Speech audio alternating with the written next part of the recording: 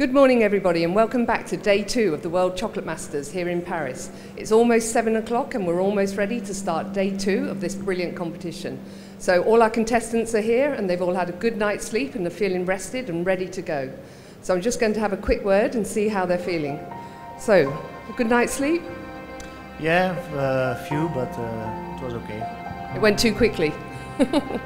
And strategy for today, are you ready to go? In your mind, you know what you're doing? Yeah, now I do. I know what I do, and I hope it would be fine. It's going to be amazing. It's all going to look good.